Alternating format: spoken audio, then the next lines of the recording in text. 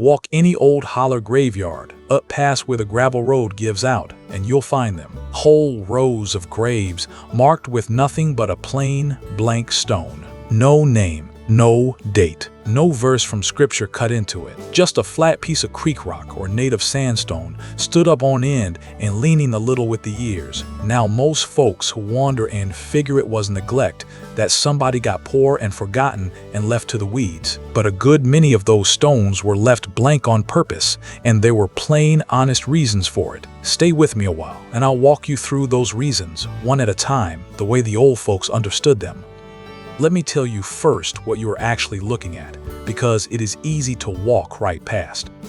You'll see a stone at the head of the grave and, often, a smaller one down at the foot. That is not decoration.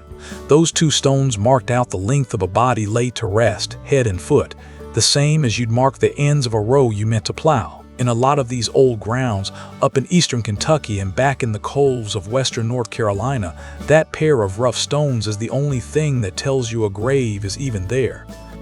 And the stone itself is whatever the land gave up close by. Flat sandstone, a slab of gray slate, a piece of creek rock worn smooth by the branch. Some are no bigger than a dinner plate. Some stand near waist high. Run your hand across the face of one and you'll feel it is bare. No chisel ever touched it. It was set there plain, and plain is how it was meant to stay. Here is the first reason, and it is the biggest one. A carved headstone cost money that most mountain families simply did not have. Think about what an inscribed stone really took. You needed a stone cutter, a man with the chisels and the skill to cut a name and two dates without ruining the face of the rock. And if you wanted store-bought marble or granite, the kind you see in a town cemetery, that stone had to be quarried somewhere else and freighted in, by rail to the depot, and then by wagon the rest of the way up the creek. Back in the 1880s and 1890s, that was a hard, dear journey. A carved and lettered stone could cost more than a family cleared in cash across a whole year of farming, a steep hillside. And cash was the scarce thing in these mountains. Folks lived by trade and by their own hands. You raised what you ate, you put up what you could for the winter, and you paid the store in eggs and ginseng and whatever else you had. When a person died, there was often nothing left over to send off to a monument dealer 2 counties away. So the family did what mountain people have always done. They used what was at hand, and they did it without shame. So you used the stone the mountains handed you for free. A man would go down to the creek bed or out to where he'd cleared a new ground and piled the rock, and he would pick a flat piece that stood up well. He set it at the head himself with his own hands, likely the same hands that dug the grave. There was no waiting on a wagon and no bill at the end of it. That native stone was under everybody's feet, and it would outlast most of the fancy markers besides. But I'll tell you, it was not always only about the money. For a good many families, the plainness was the point. A lot of these were plain worshiping people, primitive Baptists and old regular Baptists back in the hills, and in that old way of thinking, ornament and show were a kind of vanity. A carved stone with fine lettering could look like pride, and pride was the last thing you'd carry into a graveyard. A plain stone suited a plain faith. The old folks would tell you a person's name was already written where it counted, in the Lamb's Book of Life, and it did not need cutting into rock to be remembered by the Lord. Now here is the part that outsiders miss, and it is the heart of the whole thing. Those graves did not need names cut into them because the names were never lost in the first place. They were carried in the people. A mountain family knew its own dead the way it knew its own land. My grandmother could walk her home graveyard and lay a hand on every stone and tell you who lay under it, plain rock and all. This one's her uncle went in the mines. That little one, off to the side, a baby that lived just 3 days, one hard February. She learned it the same way she learned everything, by being taken up there as a girl and told over and over until it was hers to keep. That was the real record, not the stone, but the knowing, passed down mouth to ear, one generation to the next.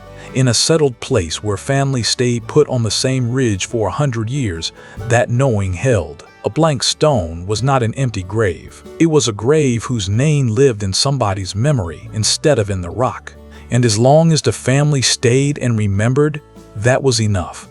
And there was one day every year that kept all of that knowing alive. They called it Decoration Day.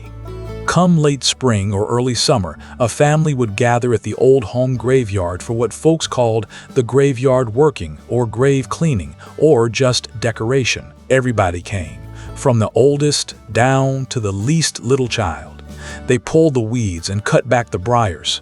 They mounded up the sunken graves with fresh dirt. They scrubbed the stones, plain and carved alike, and they laid out flowers, real ones from the yard in the early days, and later paper ones made up special for it. But the cleaning was only half of it. The other half was the telling. The old folks would move down the rows, and at each grave, even the blank ones, especially the blank ones, they would say the name out loud. Who this was. Who this was. Who they married, how they died, and what they were like in life. The young ones stood and listened, and that is exactly how the memory got handed down another year. Decoration Day was the record being read aloud, off of stones that had no words on them at all.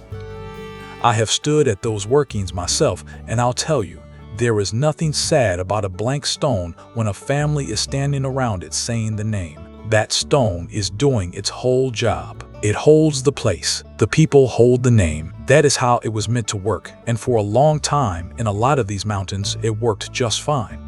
I'll be honest with you about one more kind, because not every blank stone tells a happy story. Some of them were only ever meant to be temporary.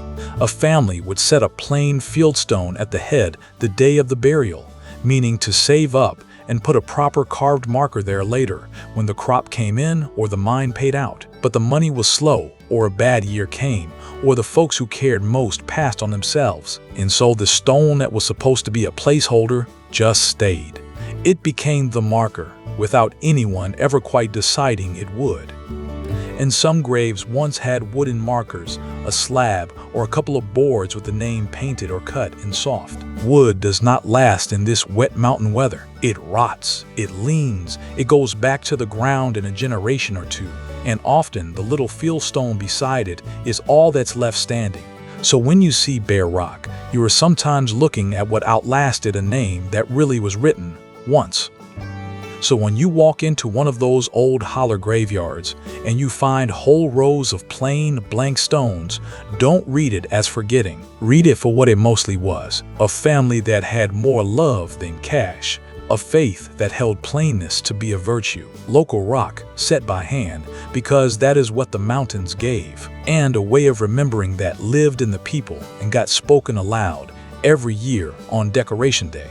So the name never needed the stone to hold it. The blank stone marked the place. The family carried the rest.